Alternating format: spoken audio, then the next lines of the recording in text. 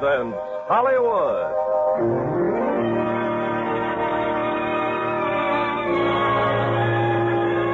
The Lux Radio Theater, starring Van Johnson and Joanne Drew in Trouble Along the Way with Cherry Jackson. Ladies and gentlemen, your producer, Mr. Irving Cummings.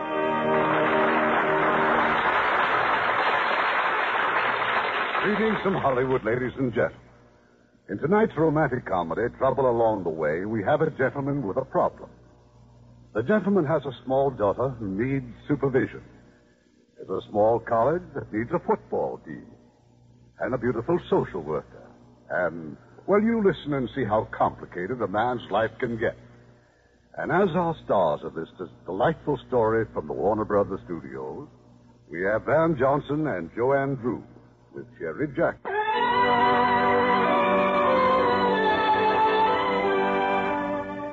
I suppose I'd passed the place 100 times before I even knew what it was. The mossy old walls, the quaint sagging buildings, the ivy-covered tower. Well, finally, I asked the taxi driver. Why, that's a college, lady. St. Anthony's College. College? Yeah. There ain't another one like it in the world. There ain't no college nowhere as broken down as this college.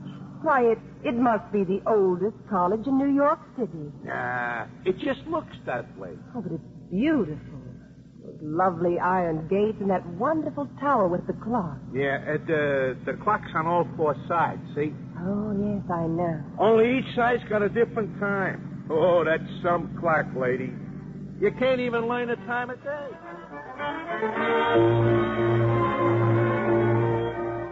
Poor St. Anthony. Shabby, neglected, completely out of place in the city that surrounded it. The city, incidentally, was my boss. I worked for the Court of Domestic Relations, and quite often my job took me near St. Anthony. One day I even saw an automobile drive in. What we're trying to say, Father Burke, is that, well, Brother Procurator and I have come here directly from a meeting of the province advisors. They're upset about the indebtedness of your little college. Over $170,000, Father. And you don't seem to be doing anything to decrease it. Well, George, when I take a vow of poverty, I go all the way. It appears you've been going a little too far. You see, Father, St. Anthony's College is going to close its doors. Close? I'm sure you'll find it's all for the best, Father. But I can't leave St. Anthony's. Why, I've been here as a student, a professor, and then as father rector for more than 50 years. Yeah, I'm sorry, Father, but the decision's been made. Unless you suddenly find $170,000. Meanwhile, you'll finish the term, of course, but try to keep expenses down.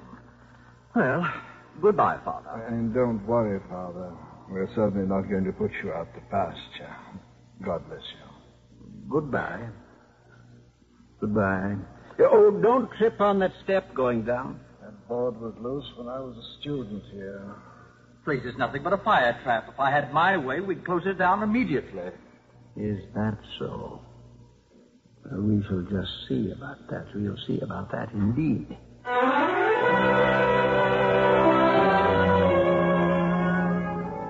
That evening, Father Burke gave a little talk to the student body, after which he went to his office, followed by his two assistants, Father Peterson and Father Malone. An excellent speech, Father Burke. Excellent. Thank you, Leonard. But you just told those boys this college will still be here when their grandchildren are flunking out. We understood the college was ordered closed. Only if we fail to solve our financial problem. That's a mere matter of money. Oh, that old stuff again. I know exactly how I shall meet the situation, and as usual, I shall meet it single-handed. And just how do you intend to get $170,000? I found the answer in Deuteronomy. Deuteronomy? Chapter 32, verse 15. Chapter 32? Well, is there a Bible in the house, or do you have to go to a hotel? I'll see you both in the morning. Chapter 32, verse 15. The beloved grew fat and kicked. What did you say? The beloved grew fat and kicked. Now, what do you suppose Father Burke meant by that?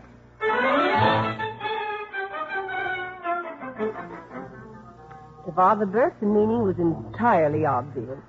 Football, what else? The next day, after visiting a couple of prominent coaches, Father Burke found himself in a rather steamy section of the East Side. He was looking for a man named Steve Williams. Sure, I know where he is. Only what do you want with him? Well, I have a position to offer him. Well, he's a little old for an altar boy, but you look harmless. Appearances can be very deceiving, but thank you anyway. That's Steve chalking up his cue. He's got a sucker on the hook. Thank you, little girl. Mr. Williams? Good morning. I hate to interrupt your game, but I... Oh, it's nothing, Father. Only 75 cents a ball. I'm Father Burke, St. Anthony's College. A little off your beat, aren't you? No, I don't think so. I'm looking for an experienced football coach. I understand you used to be one of the best. Who told you? You have friends. Friends who want to save my soul and get us out of this unwholesome atmosphere? Us? Who's my pop? Oh. Well, I have a school that is in financial difficulties. That's my only reason for coming to you. I'm afraid you're a little out of touch. I've been kicked out of the Big Ten, the Ivy League, and the Southern Conference. They wouldn't even let me coach at Alcatraz. I know all about that. The offer still holds. Thanks. But I like it here. Very few alumni come back to tell me how to hold this cue. Do I detect a note of bitterness? You do indeed. Now, in case you don't know it, Father, football is now an American industry. The price of a good running back often surpasses the salary of a professor. And whenever some righteous committee unearths this well-known fact, it's always the coach who takes it on the chin. I just get tired of picking myself up. Free ball in the side pocket, Steve. Go ahead. This ball's a hanger, Pop. Thanks, Junior. Hey, do I gotta play the whole family? Mr. Williams, you must not judge St. Anthony's by the standards of other schools. I'm willing to take a chance on you. Well, the trouble with us, Father, is that I'm a sensitive man and you're a gambler. No thanks. Rack, boy, rack. Take my advice and stay out of sports. You'd be a babe in the woods. I'll rack the balls for you, if I may. Pop! Pop, look, he's doing it with his arms. No rack, huh? Where did you ever learn how to do that? Hey, the father's a ringer. I also play a very good game of Kelly Pool, Mr. Williams, if you should change your mind. You're quite a guy. Yes, aren't I?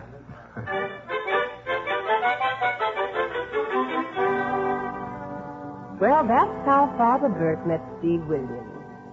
Now, how do I figure in all of this? Well, my first meeting with Steve Williams occurred early the following day, when I, too, came searching for him. But mine was a much different sort of errand. You, Pop. Just brush her off and eat your breakfast. Thanks, Junior. Well? I'm Alice Singleton from the Children's Division of the Court of Domestic Relations.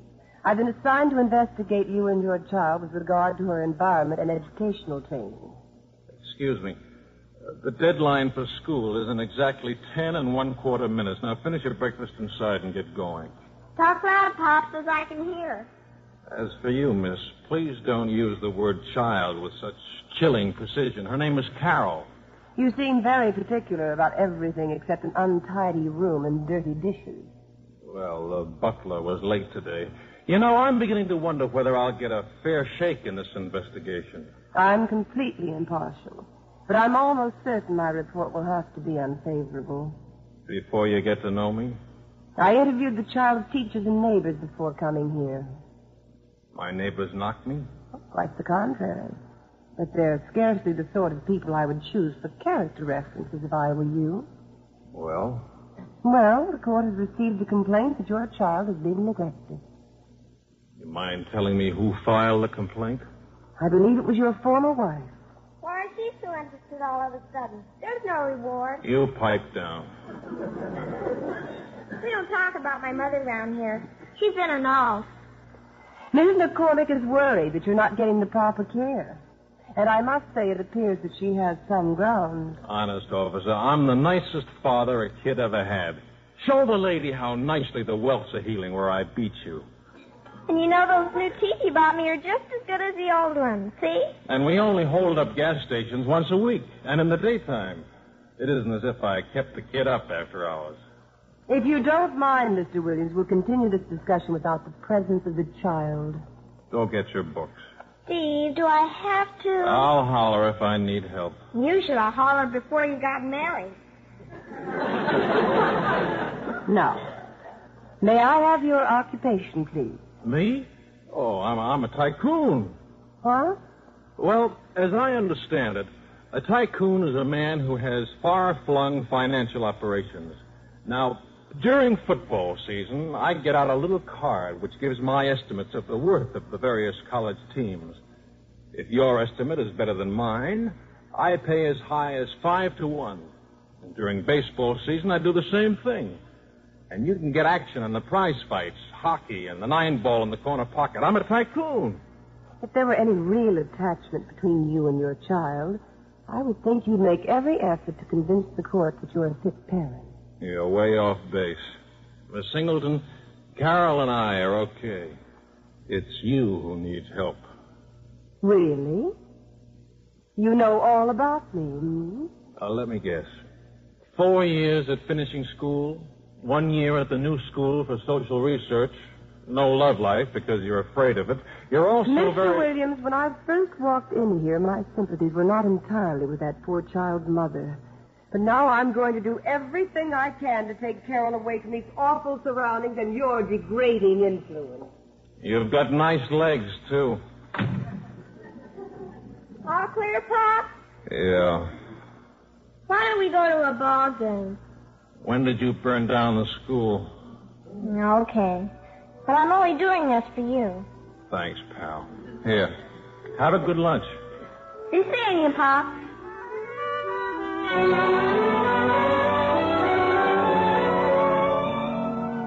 I considered it my duty to check on Mr. Williams' activities for the balance of the day. Oh, what an impossible man. In any event, at about 1 o'clock, he entered a third-rate saloon on 2nd Avenue. Hello, Steve. Oh. Hello, Ann. I've been waiting for you. The bartender said you're here every day. That's right. One of my branch officers. You looked a little startled. I guess 5 years is a long time. Not long enough. Aren't you going to ask a former wife to take a seat? Go ahead. You've taken everything else. Well, I came by to talk about visiting privileges. Look, I've told your lawyer a dozen times I wouldn't let you see Carol for 5 minutes. But you don't understand. I want you to visit. One thing I always liked about you, Ann, no razzle-dazzle, always straight to the middle. What about your latest husband? Oh, Harold can still raise me to the heights with his checkbook. Now, look, there's no reason for a legal mess about the kid. All you have to do is be nice to me. Go home. It's very cold at home. Oh, you'll build a fire under someone, but not me. Don't you walk out on me, Steve. Come back here. All right, I'll get that kid away from you if it takes every lawyer in New York. You just watch.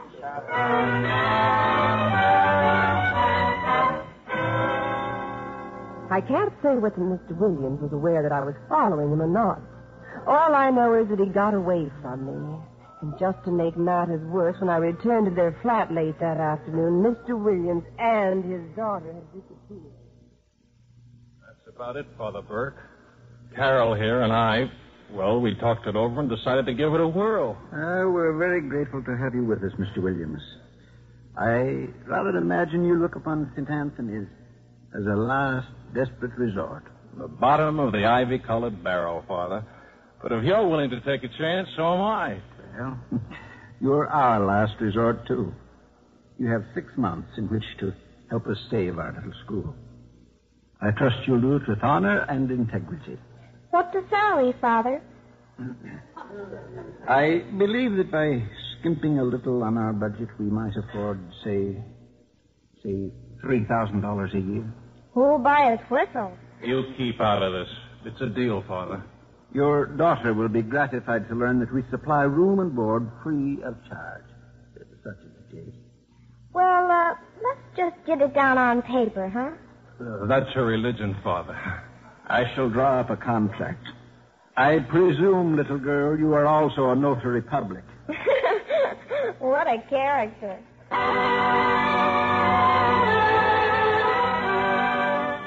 And so Steve Williams became a football coach at St. Anthony's College.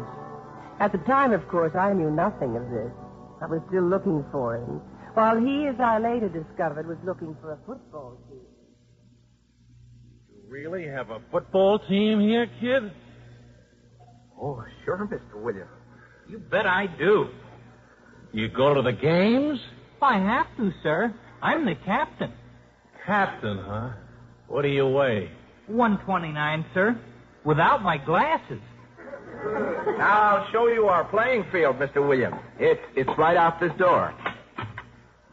There you are. Quite adequate, I believe. Father Malone, this is the field? Dandy little layout, eh? Well, when do you pick the strawberries? This way, boys. Everyone over here, please. What system do you use, Father? Do unto others as you would have others do unto you. However, usually the others do it to us first. Fellas, I want you to meet your new coach. This is Steve Williams, boys.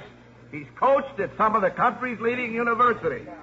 For short intervals. And we're very happy to have him at St. Anthony. Anybody here know how to kick a football? Oh, I do the kicking, Coach. Well, get out there and show me. And you backs receive. The linemen can practice blocking. All right, now get out there. How'd you do last season, Father? Oh, rather well. We showed up for every game. Just raw courage, huh? Oh, what are you waiting for? You have our ball, sir. It's the only one we have. Oh, here. And don't bruise it.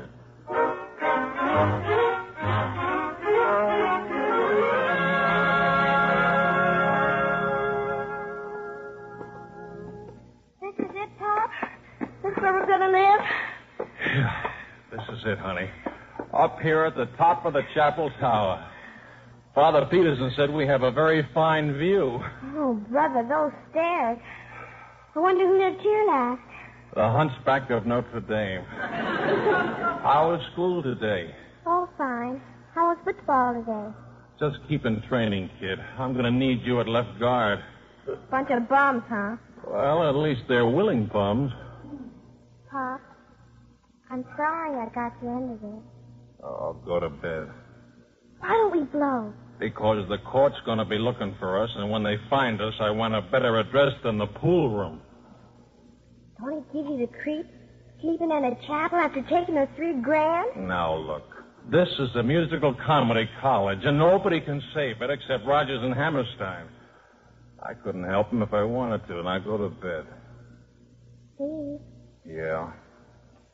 Anne couldn't really take me away from you, could she? Now, look.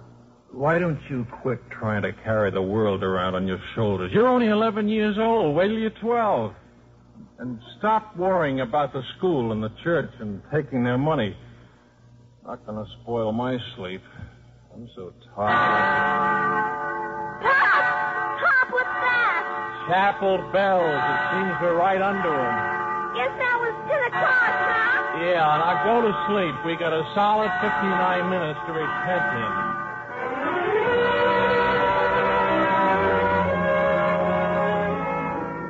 Well, I finally ran down Mr. Williams about a month later. He was out on the football field. I waited until they were through practicing. So it's you. Well, welcome to St. Anthony's, officer. Well, I must say your change of address is quite an improvement, but you neglected to notify the court. Strictly an oversight. Apparently my little visit had some effect on you. You'd be surprised what effect it had. I'm going to find it hard to resist an officer from now on. Now, if you would just take a sensible viewpoint regarding Mrs. McCormick's visitation rights. Not a chance. Mr. Williams, why are you so stubborn about Carol's mother? Stubborn guy, I guess. Comes natural. I didn't mean to pry. I just hoped for more information so I'd have a better understanding of the situation. Well, you leave me no choice but to report in favor of Mrs. McCormick's complaint. I understand. No hard feelings? None. Goodbye. I'll try to... Well? May I ask what this is? That is a whiskey bottle. I keep it there on the bench. How can you possibly set this kind of an example in front of those boys? You have a very wicked and suspicious nature, Miss Singleton. That whiskey bottle is filled with liniment. Oh. I shall light a candle for you. Steve? Oh, hello, Father Malone. I was eavesdropping, Steve. I'm sorry. I should have left when she started to talk to you. Oh, it's okay. Forget it. I just want you to know, Steve, I'm sure you wouldn't have kept Carol unless you were sure she was better off with you. Carol's mother is just no good, Father. I may not be much better myself, but I just can't let her take that kid. Let me speak to Father Burke. I'm sure if he knew about... Nothing doing. Whatever you've heard this afternoon is strictly between us. I want your word on that. Very well, Steve, if that's what you want. Things will work out. One way or another, they always do.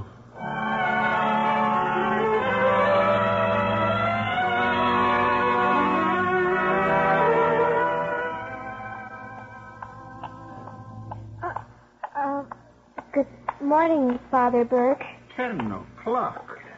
Aren't you a little late for school, Carol? Oh, well, yes. That's the way I look at it, too. So I figured I'd go up to Yankee Stadium. Oh, and what are they teaching up there? Yanks versus Cleveland. It's a crucial. Carol, I want to talk to you. The truant officer called on me yesterday. He seemed a little upset. Well, if I had to chase kids for a living, I couldn't sleep nights either. Carol, I'm sure your father wants you to have an education. What did it ever do for him? Sure, he worked his way through college. So what? So he can coach football here and bankrupt you? I was hoping he'd help us change all that. In 6 months? It takes 4 years to get a decent schedule. 4 years? If the big clubs will book you at all. Gee, I thought everybody knew that. Well, now you see. If you don't go to school, you might grow up to be as ignorant as I am. Look, Father, the way I see it, all you have to do is learn how to add, so you can figure out when people are cheating you. I add pretty good. You know something? I've spent 60 years of my life in schools, and I can't add at all. Now, if you'll excuse me, I just remembered I have a very important engagement. That's okay, Father. See you in church.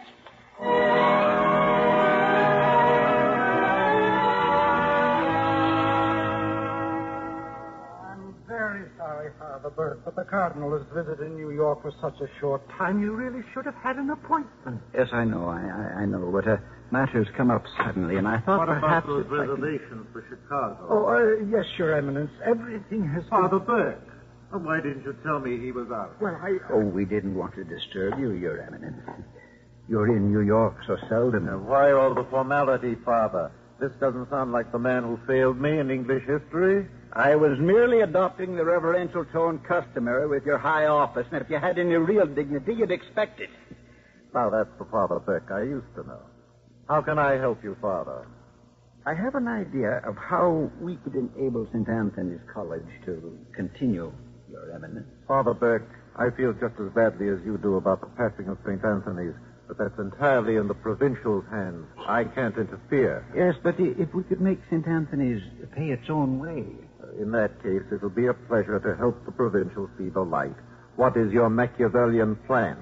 Well, my staff looks upon it as another indication of my senility. Are you familiar with the game of football?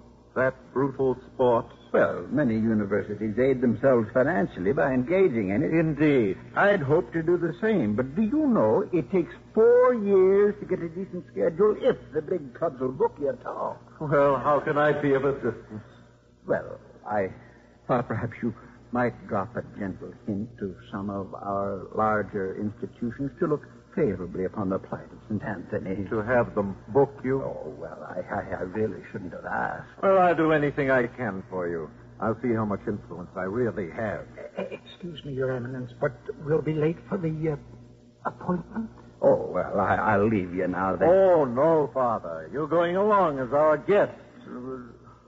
Where are we going? Yankee Stadium. The Yankees are playing Cleveland. Ought to be a splendid game, Father. Well, naturally, it's a crucial.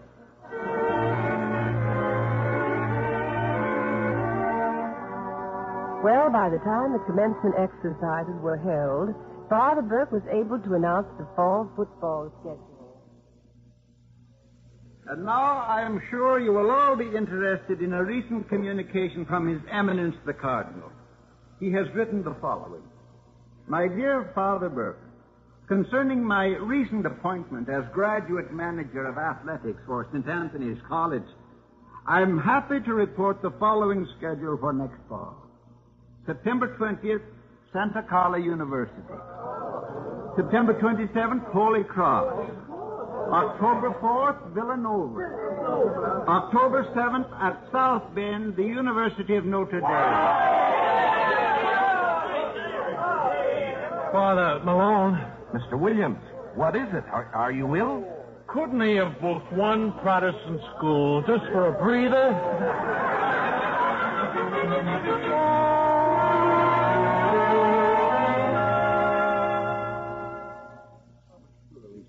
Surely you will reconsider. Yes, I told you I'm leaving town. I won't be a party to this homicide. Why, with the material you have here at St. Anthony's, you couldn't whip Vassar at Tiddlywinks. You flipped your lids.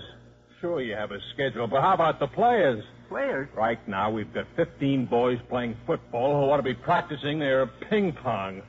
We need a squad of at least 40. They've got to be big, they've got to be strong, and they've got to have experience.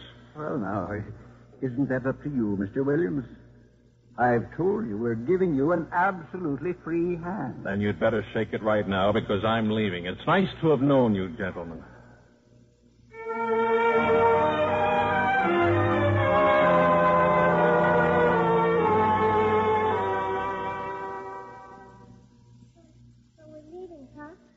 Where are we going, Pop? As far as our bankroll will take us. Upstate, where we can hide away from our little friend from the probation bureau. Do we know anybody up there? Oh, I've got a friend in Rochester. He owns a bar and grill. Pool room attached? Sure. Well, what's the matter? Nothing. You know, St. Anthony's got a schedule now that any school would be proud of. Including the Mattawan home for the aged. But you have all summer to get ready. 3 months to build up that kind of a team? We'd be slaughtered. The sports writers would like it, though. They could put me in the funny papers right next to little Abner. You could do it, though. You just could do it. You're beginning to sound like a member of the order. Pop, please. Honey, be sensible. You know football. How could I possibly... You're pretty happy here, huh? Uh-huh. You want to stay here? Uh-huh. Okay, Junior, if that's the way you want it, okay. Oh, gee, Pop. Thanks.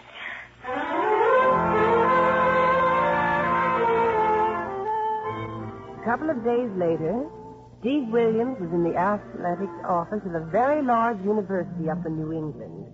He went there to talk to 2 old friends. I'd like to help you out, Steve, but I got a great setup here. Backfield coach. And I got a 4-year deal to coach a line. Okay, fellas, I just thought I'd sound you out. I wouldn't want to take you away from your soft touch here. These your files, Moose? Yeah. We got a report in these files, and every prep and high school kid has kicked the ball over 10 yards. And the name of the kid who caught it. I wonder how many of these kids I could nail down. Huh. They've already been nailed, the good ones. Well, they'll get loose when they hear my offer. What'll that be? Room and board? There's going to be no employer-employee relationships at St. Anthony's. Everybody's going into business for himself. Yeah? What's the deal? Well, at my new alma mater, they don't even know what time it is. All they're after are gate receipts. So? So we're going to cut up all the angles for ourselves. Parking, programs, hot dogs, advertising, penance, and the pay washrooms. Everybody's going to be a member of the firm and split the profits. This will be the first cooperative football team in history. Ain't that socialism? Not if we can get in on it. I thought you were so happy here. Look, Just for once, we'd like to make as much as the players. Well, let's get to work and clean out those files. Oh, Steve, no, we can't swipe those files. This is the Ivy League. Please, I live upstairs from a church. Just hand me the box to dump them in.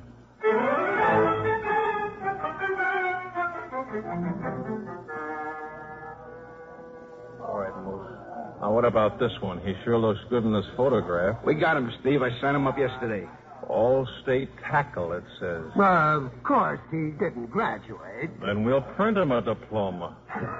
Well, looks like we got everything but a passer. What happened to that kid from Scranton? One of the California schools got him first. Yeah, I think they made his old man vice president of the bank. Yeah. There's a good passer in the Canadian League. Miller? Oh, now take it easy, Steve. He's a pro. Give him a crew haircut and sign him. Check. Now, remember, we can't just win our first game. We're going to have to roll up a big score or we don't draw flies. How do you roll up a big score against Santa Carla, number 1 on the West Coast? Summer school. Summer school? Our own brand. 8 classes a day, all football. Santa Carla, Notre Dame, and Holy Cross can't practice in the summertime. Conference rules. That gives us a 3-month jump on them. Yeah. By September, we ought to be able to take on the Chicago Bears, even if they use real bears. We may fade in the stretch, gentlemen, but, brother, we'll thump them in those openers. Well, what happens if our boys don't want to give up their summers for training? Oh, they'll train, all right. We're getting them only because they want to make some money. Big money. We don't have a squad of college boys. We've got a squad of stockholders. Hail to alma mater. Hail, all hail to thee.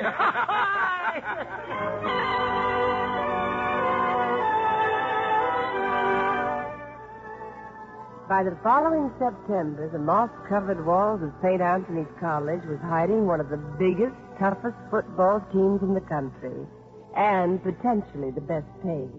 But so far, no one seemed to know the difference. Then a week before the opening game, Steve received a letter from the city of New York. It brought him quickly downtown to see me. How come you suggested this place? This, Miss Singleton, happens to be a saloon. Well, I thought we could talk more comfortably in a place better suited to your manners. Now drink your highball and quiet your nerves. You know, you're actually showing signs of being human. Now, look, I know we're going to have to fight you when the custody hearing comes up in court, but what is this all about, this letter you people sent me? Well, it means you have to let Carol see her mother on September 20th, or else you're in contempt of court. That's next Saturday. Mrs. McCormick insisted. She said it was the most convenient time. I'm glad she still reads the sports pages. That's the day of our first big game. Oh, Mr. Williams, aren't there more important things in Carol's life than football? Not next Saturday, there aren't. Oh, this is just peachy, isn't it? If I make Carol go see her mother, then I'm a heel. If I don't, I'm in contempt of court. It's the old squeeze play. Well, that's one way of looking at it. Oh, what other way is there? Well, it's just possible that Carol will find a whole new world that you've kept her from. How do you know that your way of raising your daughter has been right? Because I asked her. That's the best way, isn't it? How many pink dresses does she have? How many hats she can't play baseball in? And what happens when she stops being a little girl and becomes a young lady? Are you preparing her to meet those problems? I'll call for Carol at 11 o'clock Saturday morning.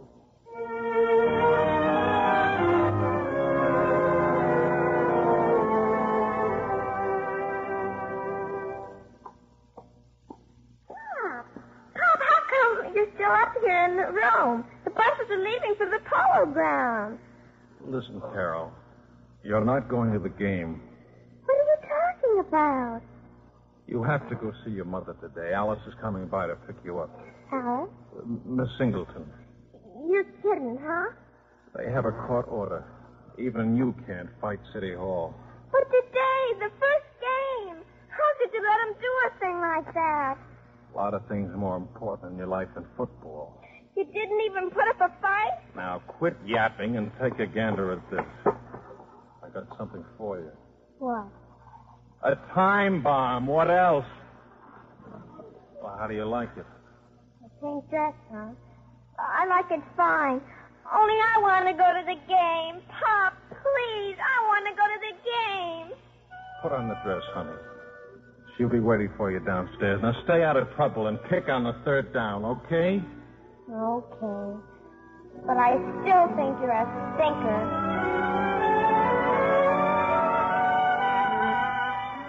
So I took Carol to her mother. I decided to wait around. By 2 o'clock, Carol had all she could take. As a matter of fact, so had I.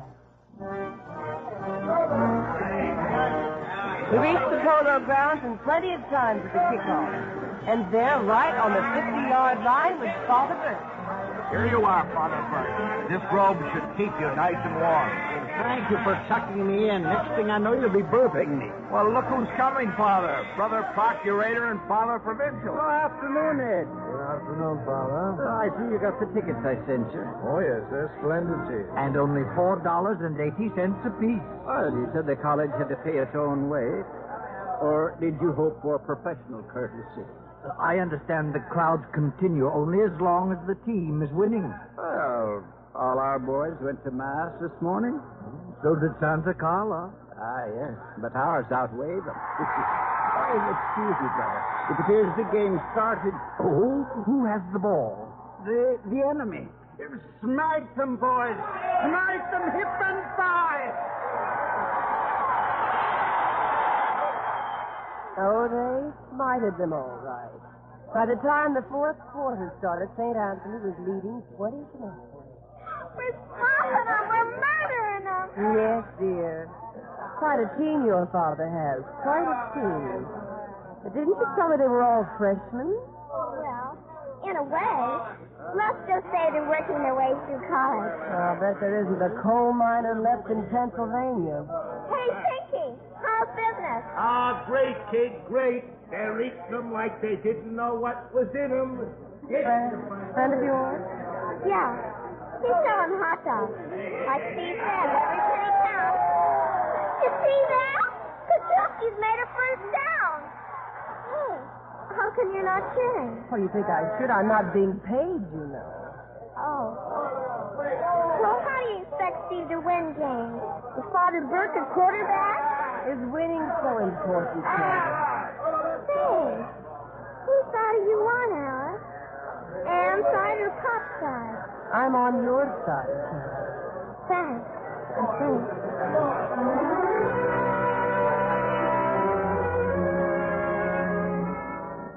St. Anthony's won the game 28 to nothing. After the game, Carol took me down to the field. Hi, Junior. How'd you get out? Who sprung you? She couldn't take it either. Well, it's very decent of you. Not at all. I've learned a great deal today. First about Carol's mother, and then about you. I always figured you had possibilities. When can I see you again? Wednesday morning, in court. Goodbye, Carol. Goodbye, Alice, and thanks.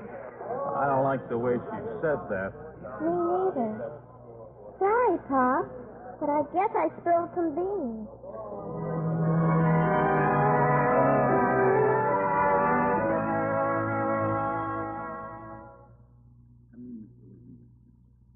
Sit down. I'm sorry to have kept you waiting, Father Burke. Well, I just got the final count on the profits from Saturday's game. $31,000 in round figures, and they're going to get rounder and rounder. Now, take a look at this. Advanced sales on the Holy Cross game. There isn't going to be any Holy Cross game. We have just canceled the entire schedule. Oh, I see. The day of reckoning's arrived early, huh, Father? It won't be the last you'll experience either. You mind telling me who opened your eyes? I mind indeed. It's okay. I think I know. What made you think you could save St. Anthony's by destroying the very things it stands for? I have already asked the provincial to close our school immediately. I'm sorry, Father. The thing that hurt most was to hear from a stranger that you've been buying players, forging records, dividing profits, and laughing at those of us who were naive enough to have confidence in you. That you've even allowed a professional football player to wear the venerable colors of St. Anthony's. Elmer Miller of the Canadian Professional League. Elmer Miller happens to be a kid who spent his last high school year in Korea. Combat medals from here to here. comes home and plays one chintzy backwoods game. And what's the difference whether the kids make money on the hot dogs in the parking or some alumnus gets the concession? I've been through this so many times, Father. It's like old home week. So let's just call it quits. I want you to know this, though. I'm not ashamed of anything I've done. There's enough shame in me for both of us. Good day, Mr. Williams.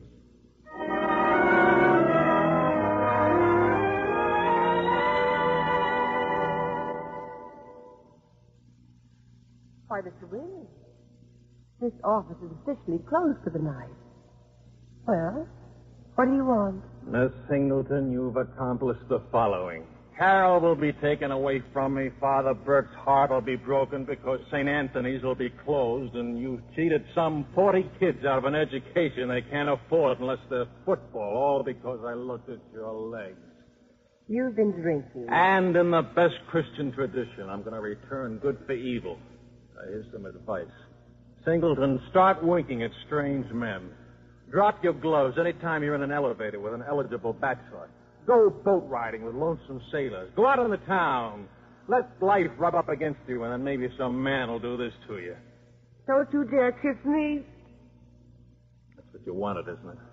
But to make up for it, you do clever little things like running to Father Burke and telling him my boy sullied the good name of his school. I did not go to Father Burke. No? No. You had me all figured out from the beginning, haven't you? 4 years of finishing school. I went to City College night. And I don't have to tell stories about you to hurt you, Mr. Williams. You're hurting yourself. Anything I've done was to protect Carol. Protect her? From what? From growing up like me. I had a wonderful father, too. Real pals we were, man to man about everything. I hardly ever realized I was a girl. By the time I was 10, I was a misfit. And when I was 12, I hated every boy who'd ever laughed at me. It was a big club. You know that this is the first time I have ever let a man get close to me in all of my life. Now get out of here.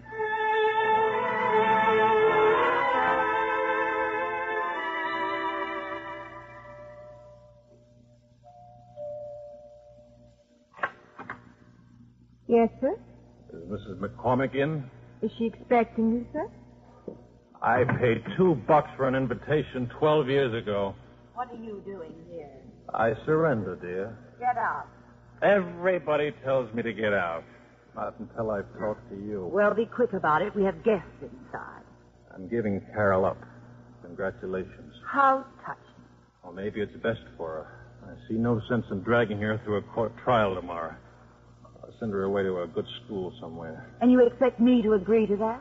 Oh, why not? You don't want her. You got tired of her before she was 2 months old. You're only giving her up because you know you're licked. I want you to bring Carol into court. I want her to hear all about her fine, upstanding father. Have you seen the probation report? Yes, William. It should have been nicer to dear Miss Singleton. Oh, relax, Harold. I can handle this character.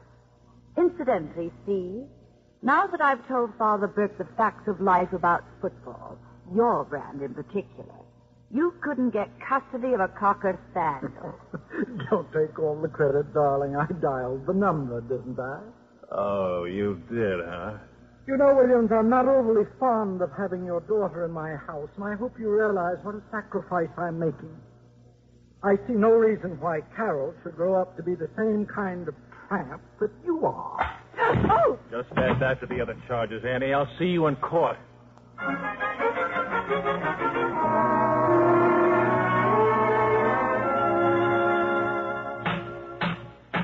Now, just one moment, Mr. Williams. As judge of this court, I'll conduct the proceedings exactly as I see fit. All I was trying to do, Your Honor, was You to see... heard the judge. Shut up. Carol, Yes, sir? perhaps you'd better wait in my chambers. We don't like a child to see how foolish adults can be. Well, it isn't exactly a secret, Your Honor. I might as well stay. Oh, well, then, very well. Counsel for Mrs. McCormick will continue then. Yes. I should like to read the concluding paragraph of the probation officer's report. It is my opinion that the father has a degrading influence upon the child, and that the only course left to the court is to deliver her into the custody of her mother. Now, Your Honor, in view of this report, we feel Your Honor. What now, Mr. Williams? Before this railroad station closes, may I question the author of this report? That's your privilege, if you insist. I do. Miss Singleton, will you tell this court if you ever saw me hit my daughter? No, of course not. Or deprive her of food, clothing, and schooling? No. Anytime you've seen us together, did she seem unhappy? No. Do you think it's a crime for a father to treat his daughter as an equal? Well, there are some authorities that say it's not a very... No, she shows signs of vitamin deficiency. Your Honor, am I allowed to get a word in? Oh, I lost control of this hearing an hour ago. Ask him. May I tell you that I came to this courtroom mainly to repudiate that report? Your Honor, that report was filed under oath. I believed it when I wrote it. When was that? Friday. And I could have been trying a murder case this week. Stay with it, Mr. Crummett. You may be. Miss Singleton, am I to understand you're denying your sworn word? Your Honor, I've only just begun to realize how deeply Mr. Williams cares for his daughter. It's obvious to me now that I've spent most of my time investigating the wrong party. I deliberately looked the other way while I allowed Mrs. McCormick to use me for her own purposes. It's finally clear to me that she has no real affection for her own child. That her only purpose was to hurt Mr. Williams. Miss Singleton, are you in love with Mr. Williams? Your Honor, is that relevant? I claim it's the only question now that is relevant. Well, Miss Singleton? Remind the witness she's under oath. You keep quiet. Answer the question, please. Well, I can't be sure. I believe the answer is yes. That is all, Miss Singleton. May I say something else? Is there anything else to say? Yes. Yes, there is, Your Honor. No matter what my feelings are about Mr. Williams, he is still no fit father for a little girl. Sometimes love isn't enough. Believe me, it would be a tragic mistake to leave Carol in his sole custody. I am halting these proceedings right now until further notice. I shall assign another probation officer, a man. And until his report's completed, Carol shall remain a ward of the juvenile court. Miss Singleton, you will pick up the child tomorrow at her dwelling and deliver her to the Children's Center. This court finally is adjourned.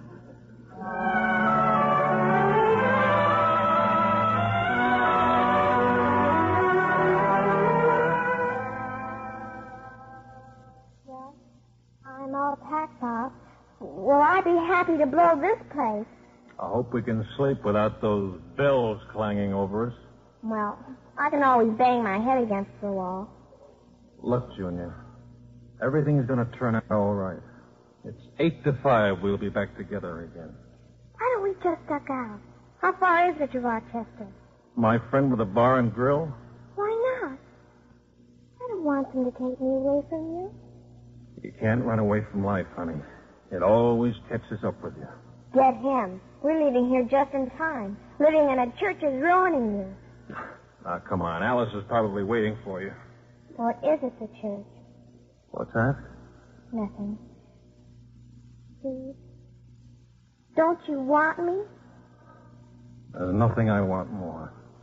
In spite of anything I can do or you can do, you're getting bigger every day. And it's just a matter of time until your old man's the least important guy in your life. What's that got to do with it? Well, you just gotta quit looking at me like I was George Washington, Red Grange, and Florence Nightingale all rolled into one. I don't know all the answers, kid. Maybe the judge has a better one. Okay, Coach. After all, you didn't make the world.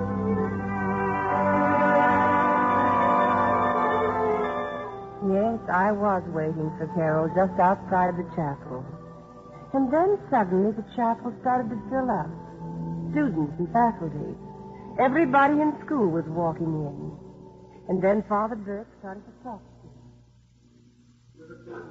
Called to chapel on short notice to give thanks for some extremely good news.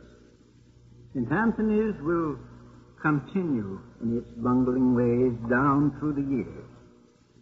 The province has been kind enough to continue its financial aid. The most difficult thing for a man to admit is that he's growing old. It is an especially difficult thing for an old man to admit it.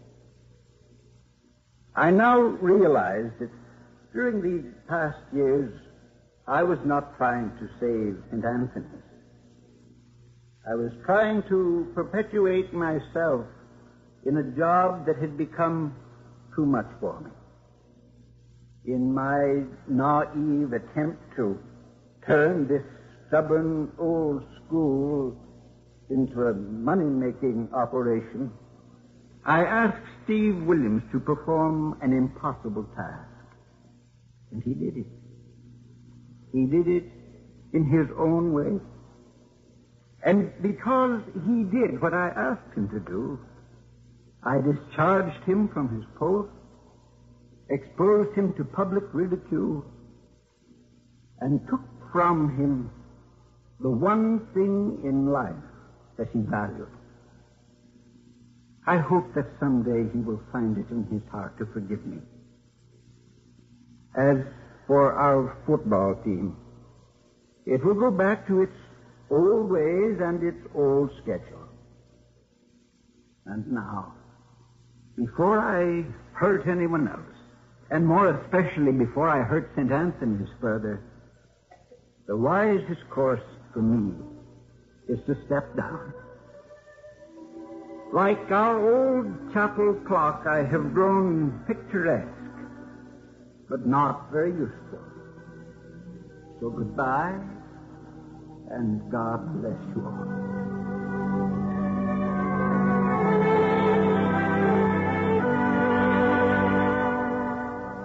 Well, officer, I'm delivering the package again. That's me. Hello, Carol. Hi, Alice. We were listening to Father Burke. You got yourself a pretty good character witness, Steve. Oh, with my record, I'll need the whole school in court. I hope that someday you'll find a good mother for Carol. That's all either of you need. I know. Well, I guess we might as well shove off. See you soon, Pop. Yeah. You too? I wouldn't be at all surprised. And you still have nice legs for a copper. Mr. Williams, there is a time and a place for remarks like that. Yeah, you're right, Father. Well, welcome to the ranks of the unemployed. No. Only one of us. You'll be back here again next season. Me? Read the fine print in your contract. It very clearly says that if desired by the college, this agreement may be extended for 12 months. I never saw that. It's in Latin. Now, what about that game of Kelly Pool? Come on. Only I've got a terrible feeling I'm going to lose my shirt. Here they are, with all their problems solved. Dan Johnson and Joanne Drew. Not quite. There's still the problem of what to wear to the Academy Awards tomorrow night. Yes, tonight we're Party Bears. Father Burke, Gus White as Father Malone, Hans Conried as Father Provincial, Francis Robinson as Anne, Joseph Kearns as Procurator, Joe Stratton, Howard McNair, Art Jacobson, Edgar Barrier, Jack Cushion, William Conrad, Tudor Marson, Tom Brown, and Eddie Marr.